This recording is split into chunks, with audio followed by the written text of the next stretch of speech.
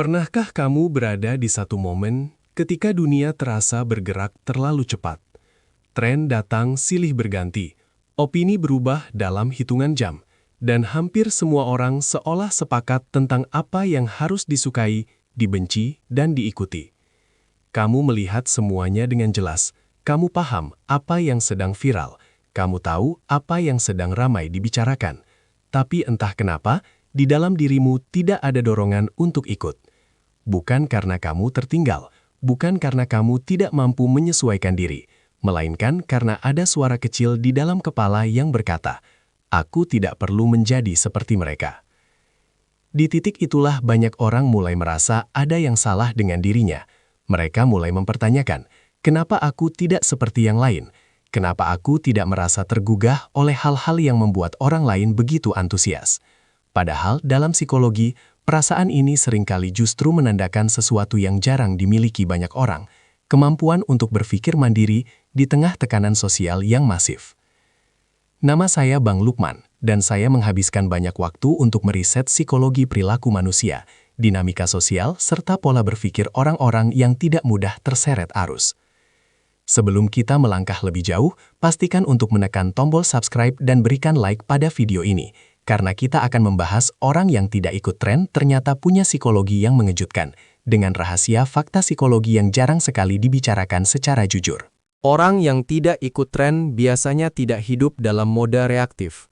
Ketika sesuatu menjadi viral, otak mereka tidak langsung terpancing. Mereka memberi jarak antara stimulus dan respons. Mereka mengamati, mempertimbangkan, lalu bertanya pada diri sendiri, apakah ini benar-benar selaras dengan nilai hidupku atau hanya kebisingan sesaat? Pola ini menunjukkan kontrol internal yang kuat, di mana keputusan tidak diambil demi diterima, tetapi demi keutuhan diri.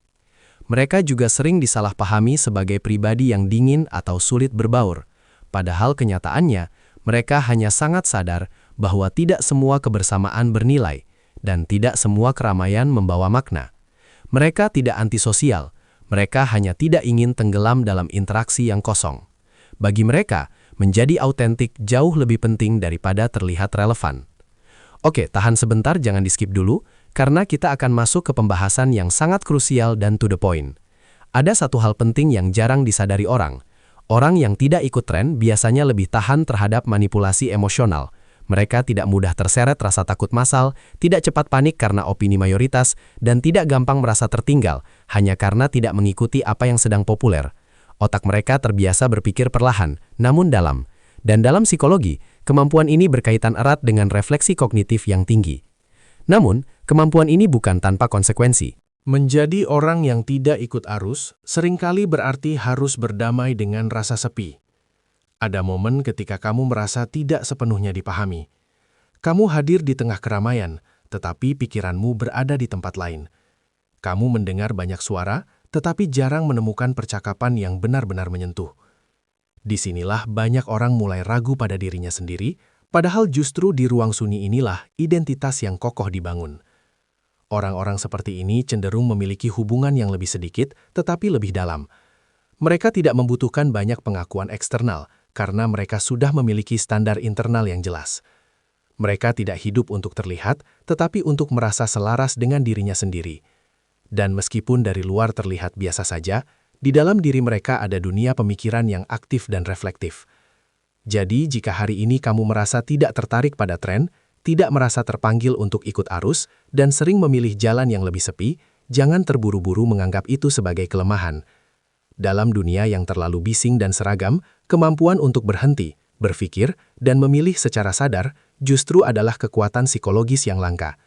Bisa jadi kamu tidak tertinggal, bisa jadi kamu hanya sedang berjalan dengan ritme yang lebih jujur terhadap dirimu sendiri.